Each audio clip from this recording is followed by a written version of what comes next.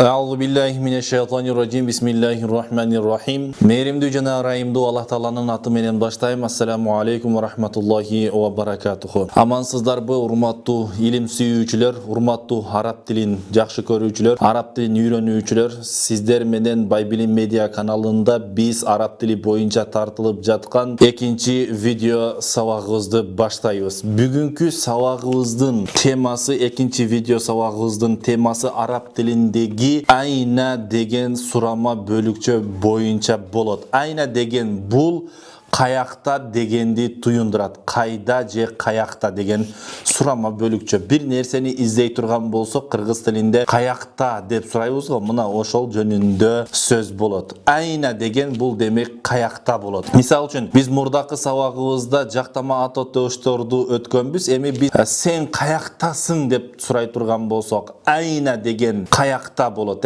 айна деген каякта болот. Ал эми сен дей турган болсок, анта болот. Айна анта, сен каяктасың. Айна анта, сен каяктасың болот. Мисал үчүн эми жооп бере турган болсок, сен каяктасың деген суроого мен үйдөмүн деп жооп бере турган болсок, албайту деген бул үй болот. Албайту болсо үй болот. Ал эми фи деген предлог бар араб тилинде. Фи деген бул ичинде дегенди туюнтат. Мисал үчүн мен үйдөмүн дей турган болсок, фи деген предлогту байт деген сөздүн алдына коебуз. Ошондо мисал үчүн фил байти болот. Албайту болгон өзү негизи у болгон, ошол уну аягындагы домманы касрага айландырат, и кылат. Фил байти болсо демек үйдө болот. Үйдүн ичинде. Кыргызча үйдө деп эле айтабыз. Үйдө деген сөз үйдүн ичинде дегенди туюндурат. Мисалы, эми мен үйдөмүн дей турган болсок, ана фил байти болот ошондо. Ана фил байти, ана деген мен, фи деген ичинде, байт үйдө.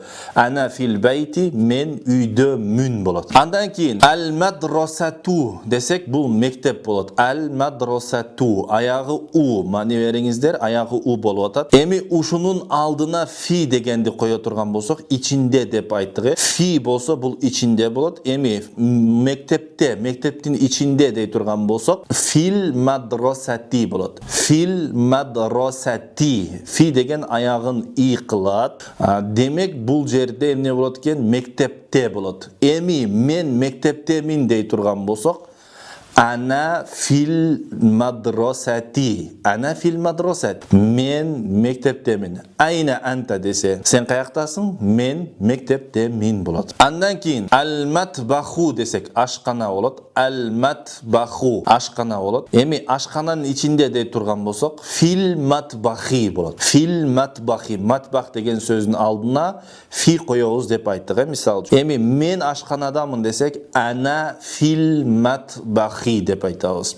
Ана фил матбахи, мен ашканадамын. Андан кийин, мисалы, мен университеттемин дей турган болсок, эми бир сүйлөмдү толук эле айта берем, себеби сиздер түшүнүп калдыңыздар, кайсыл сөз эмнени билдирет. Ана фил жамиати десек, мен университеттемин болот. Ана фил жамиати, мен университеттемин. Андан кийин, мен ваннадамын дей турган болсок, ана фил хаммами. Ана фил хаммами, мен ваннадамын. Аягы бардыгы и болот. Фи деген предлог келгендиктен. Ана фил хафилати. Ана фил хафилати, мен автобустамын болот. Ана фил хафилати, мен автобустамын болот. Эми андан кийин ана фи дихлизи десек, ана деген мен, фи дихлиз коридордо. Мен коридордомун болот. Андан кийин ана фил тоти, мен аялдамадамын. Махатто деген аялдама. Ана фил махаттоти, мен аялдамадамын. Андан кийин ана фиш шурфати. Ана фиш шурфати, мен балкондомун. Андан кийин ана фи дуккани, мен дүкөндөмүн. Ана фи дуккани, мен дүкөндөмүн болот. Эми караңыздар, урматтуу достор, мына ушинтип эмне кылат экенбиз? Колдонобуз. Ана фи дуккани десек, мен дүкөндөмүн деген маанини туюндурат экен. Көрдүңүздөрбү? Жеңил эле. Араб тили негизи жеңил эле. Эми айна десек, kayda болады. Ayna Ahmadu. Ayna Ahmadu. Сөйлемді артынан қотырауыз. Ахмад кайда. Birinci Qırgız tilinde adam adını айтауыз. Бирок араб tilinde ayna деген сөз birinci kere etkene. Ahmad kayda. Huwa fil beyti. Huwa desek al болады. Fil beyti al үйde. Huwa деген сөзді birinci сабағымызда өткенбіз. Huwa fil beyti al үйде болады. Эми экиликте сурай турган болсок. Айна Ахмаду ва Мухаммадун. Ахмад жана Мухаммад кайда? Ахмад менен Мухаммад кайда? Хума фил мадрасати. Хума фил мадрасати. Алар экөө мектепте. Alar ökü mektepte. Üçüncüde. Ayna Ahmadu ve Muhammadun ve Mahmudun. Ahmad, Muhammad, jana Mahmud kayda? Üçöөнү сурап атат эми. Üçöөнү сурап атат. Hum алар деп айтабыз да. Демек 3төн көп болду. Hum деп айтабыз. 3 же 3төн көп боло турган болсо hum деп айтабыз. Hum fil jamiati. Алар университетте болот. Hum fil jamiati. Алар университет. Төртүнчүсү. Ayna Aisha. Aisha kayda? Hiya fil matbahi. Hiya fil matbahi. Al aşkanada. Hiya fil matbahi al aşkanada. Aisha деген женский родто мына ошондуктан дагы hiya деп айтып жатабыз. Эми 5те. Ayna Aishatu ve Fatimatu. Fatima jana Aisha kayda? Fatima jana Aisha kayda? Je Aisha менен Fatima kayda? Экиликте сурап атат. Эми huma деп айтабыз. Huma fil hafilati. Алар экөө автобуста болот. Алар экөө автобуста. Алтынчыда. Ayna Aishatu ve Fatimatu ve Khadijatu. Эми üçөөнү сурап атат. Aisha, Fatima жана Khadija кайда? Деп üçөөнү сурап атат. Эми üçөө жана 3төн көп женский род боло турган болсо, hunna деп айтабыз. Hunna fid dihlizi. Алар коридордо. Hunna fid dihlizi. Alar koridordo bolot. Andan keyin 7de. Ayna Umaru ve Abdullahi ve Khadijatu. Umar, Abdullah jana Khadija kayda deb. Bunda dagы üçөөнү сурап атат. Женский род менен аралаш. Женский, мужской род аралаш. Hum fil jamiati bolot. Hum fil jamiati. Алар университетте. Алар университетте болот. Андан keyin 8de урматтуу достор. Ayna ana. Men kaydamın deydi. Ayna ana, men kaydam. Ayna degen kayda, ana degen men. Men kaydam. Anta fil beyti. Sen üydösün. Anta fil beyti. Sen üydösün. 9'da. Ayna nahnu. Ayna nahnu. Biz kaydavuz. Ayna nahnu. Biz kaydavuz. Antum siler. Emi siler. Biz kaydavuz. Siler dep cevap veriyorlar da. Antum fil hafilati. Siler avtobustasınlar. Siler avtobustasınlar dep muskoy rotto aytot. Andan keyin 10. söylemde. Ayna antum. Siler kaydasınlar. Ayna antum. Siler kaydasınlar dep surap atati. Ayna degen kayda. Antum siler. Nahnu fil hafilati. Biz avtobustayız. Bunda dele biz avtobustayız dep cevap berip atat. Emi 11'de ayna huma alar ökөө kayda? Ayna huma alar ökөө kayda? Huma fil masjidi. Huma fil masjidi. Alar ökөө meçitte boldu. Alar ökөө meçitte. Demek gördüңүздөр, huma dep alar ökөө kayda dese kayrayle alar ökөө dep cevap berебиz. Fil masjidi fi degen içinde masjid degen meçit. Alar ökөө meçitte bolot. Mına ошентип урматтуу достор, сөзсүз сиздер видеого дагы лайк басып, бөлүшө кетүүнү унутпаңыздар. Анда эмесе биз теманы улайбыз. Эми араб тилиндеги сурама дагы бир бөлүкчө бар. Hal деген бөлүкчө бар. Мына араб тилинде ушундай hal деген бөлүкчө бар. Бул Kırgız tilindeki söylemdün ayağına kelүүчү b деген bölükçönü bildirir. B. Biz biröөгө суроо бере турган болсок b деп ayağında belgi koylat ko. Misal üçün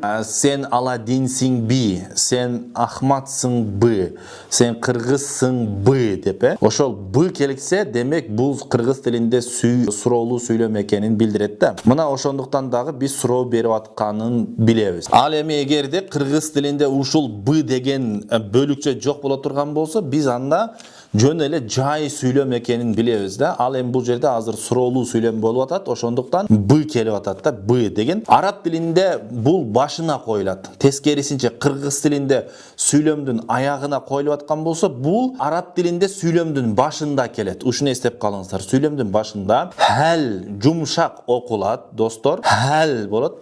Мисалы, хал хуа Ахмаду. Ал Ахмад Б. Ал Ахмад Б болот. Хуа Ахмад десе, ал Ахмад эле болуп калат. Чекит коюлат. Эми бул жерде хал хуа Ахмаду, ал Ахмад Б деп суроо болуп атат да.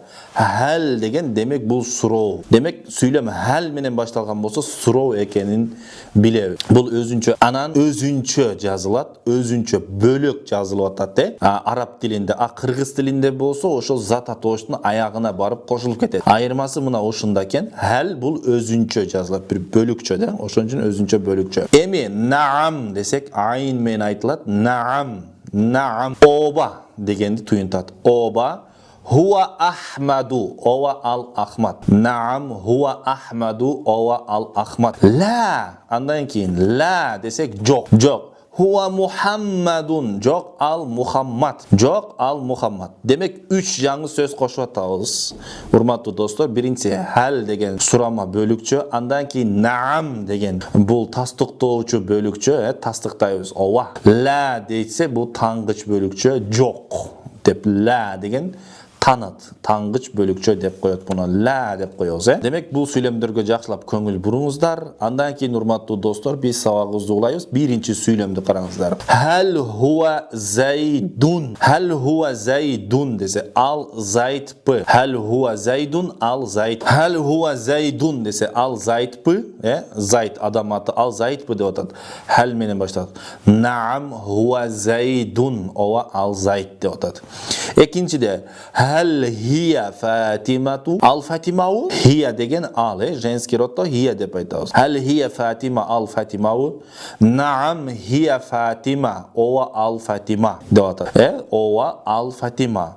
Эми үчүнчүдө хал хуа Нурулла. Ал Нуруллау адам аты, суроо. Хал хуа Нурулла. Ал Нуруллау. Наам хуа Нурулла. Ооба, ал Нурулла. Ооба, ал Нурулла деп атат. Наам хуа Нурулла, ал Нурулла. Эми төртүнчүдө хал хия Аиша. Ал Аишабы. Ал Аишабы деп атат. Наам. Ооба. Наам. Ооба.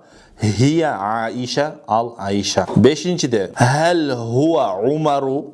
Ал Умарбы. Ал Умарбы. Ла хуа Абу Бакр. Жок ал Абу Бакр. Жок деген ла, ла деген тана. Ла хуа Абу Бакр. Жок ал Абу Бакр. Алтыда хал хия Кариматун. Ал Каримау женский родто хия деп айтабыз. Хал хия Кариматун. Ал Каримау. Ла хия Хадижату. Жок ал Хадижа деп атат. Эми андан кийин жетиде хал анта Алиюн. Хал анта Алиюн. Сен Алисиңби? Наам ана Алиюн. Ооба, мен Алимин. Наам ана Алиюн. Ооба, мен Алимин. Андан кийин 8-де хал анти Софиятун. Сен Софиясыңбы? Хал анти деп кыздан сурап атабыз да. Ошондуктан анти болот. Мужской родто анта болот деп айтканбыз. Хал анти Софиятун. Сен Софиясыңбы? Наам. Ооба, ана Софиятун. Ооба, мен Софиямын. Наам ана Софиятун. Ооба, мен Софиямын болот. Наам ана Софиятун. Ооба, мен Софиямын деген маанини туюндурат, урматтуу достор. Урматтуу достор, эгерде сиздерге кандайдыр бир тема же кандайдыр бир сүйлөм түшүнүксүз болуп калган болсо, сөзсүз комментарийге белгилеп сурооңузду жазып калтырсаңыз, биз сиздердин суроолоруңуздарга жооп беребиз. Жана ошондой эле эгерде сиздер араб тилин дагы да мыкты деңгээлде үйрөнүүнү кааласаңыздар, биздин ушул устазыбыз Маулян устаздын Сажида аттуу китебин ала турган болсоңуздар, бул китептин негизинде сиздер араб тилин аябай жакшы деңгээлде үйрөнөсүздөр. Бул видеого лайк басып, башкалар менен менен бөлүшүүнү унутпаңыздар урматтуу достор. Кийинки сабагыбыздан жолугушканга чейин сак саламатта туруңуздар. Аладдин Исламидинов дайыма сиздерди жакшы көрөт жана сыйлайт. Ассаламу алейкум ва рахматуллахи ва баракатуху.